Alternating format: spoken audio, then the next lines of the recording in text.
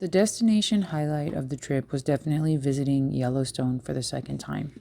The first time I went to Yellowstone, I was pregnant with my son, and now it's like we did a full 360 by being able to bring him on the trip.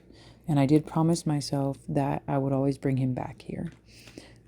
There's something about Yellowstone that makes your experience extremely peaceful as you interact with this part of nature. Yellowstone is vast as it covers several states, covering nearly 3,500 square miles. They say the best time to go is in July, where the weather is nearly perfect. Not complaining about Texas, but the heat was almost 100 degrees Fahrenheit when we left, and we got to experience Montana in its beautiful 70-degree climate. Wildlife was just so excited to meet us as they interacted with us on several different occasions. It's almost as if they knew it was us who were the visitors as we visited them in their homes and natural habitats.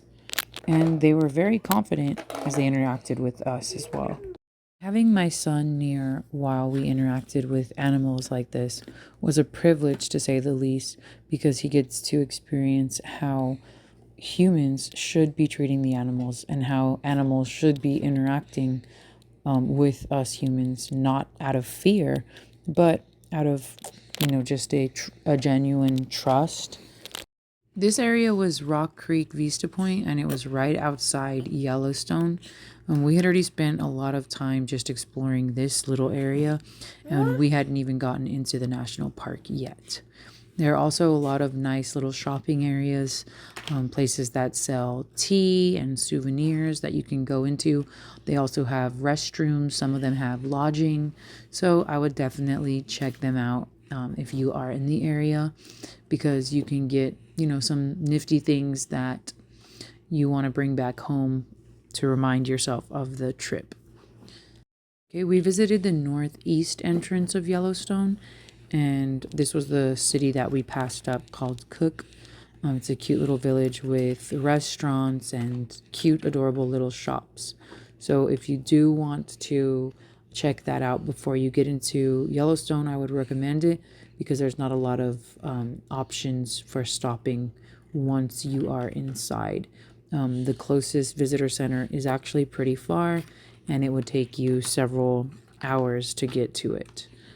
So this was the entrance point, and we did have our national park pass. This was our fourth national park that we went to this year. If you watch our channel, you'd see that we went to Arches National Park in Utah, as well as Canyonland, and then in Colorado we went to Mesa Verde, and then finally we went to Yellowstone. So the national park pass definitely paid for itself. It's $80 for the year, and if you plan on going to at least two, it will pay for itself. So my son loves being in nature. In fact, one of the few words he has in his vocabulary is outside, and he loves learning about nature, the different animals. And luckily, he was very blessed to experience it with his family. He's being carried there by his uncle, and then his grandma was also carrying him. And it's just wonderful to be able to get lost in nature like this with our littles, who also will develop an appreciation for the land as they get older, because, James and I, my husband and I, have that appreciation, and we love taking them to explore. In fact, he's only a year and a half, or he's not even a year and a half yet, and he's already been to 4 national parks and several state parks. And pretty much every weekend we try to get them outside and used to nature as much as possible, just because we want them to develop that same love and deep appreciation for nature, just the same as James and I have. So eventually they'll want to go hiking and exploring on their own. This was one of my favorite parts of the trip, was getting in a traffic jam that was caused by this buffalo. So this was absolutely awesome. And yeah, it was just really neat, really cool to see that up close. The wildlife is definitely one of my favorite parts about Yellowstone, is that you're almost guaranteed to see something. In my 2 times that I've gone in the last 2 years, I've wanted to see a grizzly bear, of course, at a distance, and so far I have not been able to see a grizzly bear. But this time I did see elk. We saw plenty of buffalo. We saw the little chipmunks. We saw crows and magpies and other bird species, and lots of buffaloes. And so that was also really cool. Finn kept calling the buffaloes cows because he did not know the word for buffalo yet, but we were trying to teach him the correct word for it. So my brother-in-law, who's taking the picture of the buffalo, was getting in some of his photography sessions, and so was my father-in-law. My brother-in-law brought his Nikon, and my father-in-law brought his Canon, and they were able to take really neat shots all throughout the park and of the grandbabies. So it was definitely a fun trip, especially for those who want to start off as, or who want to learn more about photography, or just pick up on their hobby. It's a great place to take pictures and just capture, the nature, the beauty of nature, and, all that it is.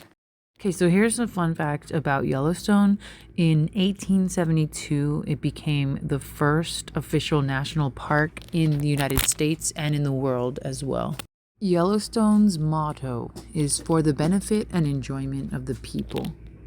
Yellowstone is home to more mammals than anywhere in the United States other than Alaska. So, like I said earlier, you are bound to see some type of wildlife on your visit. Yellowstone has over 500 geysers, and here you can see the steam coming out of them. The footage you see here is right outside the Grand Prismatic Spring, which is the largest hot spring in the United States, and it's actually the third largest in the entire world. It's 121 feet deep, and it's one of the top attractions at Yellowstone. A lot of photographers like to go here and take pictures of the beautiful colors that are actually created by bacteria that live in the spring. Temperatures reach between 145 degrees Fahrenheit to over 180 degrees Fahrenheit. So it's not a safe place to even think about swimming. Of course, it is not allowed. And also, there's a lot of microorganisms that live there, bacteria that live there. So don't even consider swimming in this area. There are other spots in Yellowstone where you can go swimming. These prismatic lakes are not one of those areas. This was definitely the best view of the Grand Prismatic Spring. Next, we headed over to Old Faithful, which erupts every 90 minutes, and unfortunately, we had just missed the last eruption, so I took that extra time to feed my daughter her dinner, and she was very, very satisfied for at least another 2 hours. We watched an educational show in the amphitheater, and then we headed out at 6:55 to go watch Old Faithful erupt. I did see it 2 years ago, and I was lucky to bring my son. I'm going to unmute so you can hear how excited he was to see Old Faithful erupt. It's a geyser. I'm right here, baby.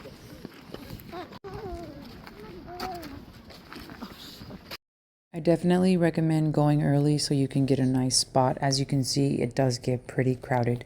So what do you guys think? Is Yellowstone a destination that you ever plan on visiting? Let me know in the comments below if you've already been to Yellowstone, and if not, if you ever plan on going. That was the summary of our little trip. I hope you enjoyed the video.